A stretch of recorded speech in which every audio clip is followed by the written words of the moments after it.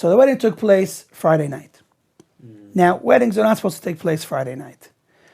Not forget about how to get to the wedding and how to do all of the things at the wedding. We don't do weddings on Friday night, and everyone at this wedding, almost everyone, there was one or two actual people that kept Shabbos as friends wanted to be there, so they went without breaking Shabbos, but everybody's breaking Shabbos at that wedding, including none other than the rabbi.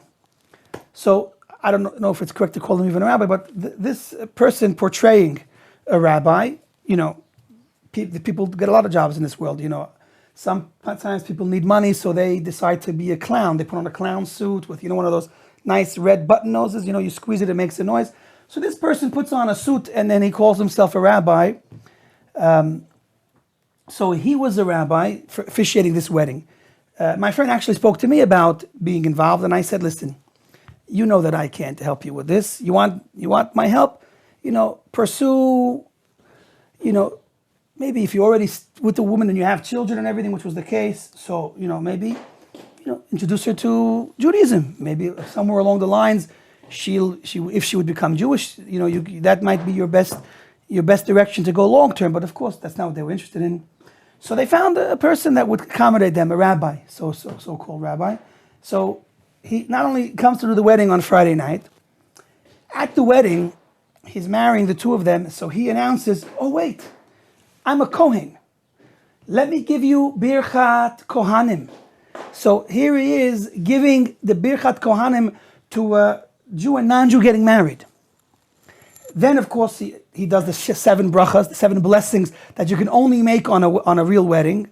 So he does 7 blessings levatala, in using God's name in vain. So the person that told me the story then tells me that, oh, by the way, at the end of the wedding, he introduced me to his girlfriend. So you have, this is the type of rabbi we're talking about. But he said, don't worry, his girlfriend was Jewish at least. Anyway, that was one story of, so this is a person, if you are looking for guidance in life, stay away from this type of person. Yeah. They're not even redefining Judaism, they're making a new religion. Talking about new religions, this other story also having to do with a wedding was even more shocking, unfortunately, because this particular person is dressed up in a rabbi clown suit. He actually was a darshan as well. He was making drushas, not according to the 32 principles that you're supposed to be using or the 13 principles. He was making his own drushas. I'll tell you, you'll see what I mean by drasha. So again, I was told this by a good friend of mine. He's at the wedding. Again, it's a Jew and a non-Jew. And there's a rabbi there officiating. And at the very end of the wedding, before they bring the glass to break, so what does the rabbi do? He starts to dash and he says, the symbolism of breaking this glass to me makes me think about the shattering of walls, the separation of the different religions, and bringing the humanity together as one in one religion. This wedding is so symbolic of the ultimate peace and unity, Jew, Christian coming together as one. And this is what the breaking of the glass symbolizes.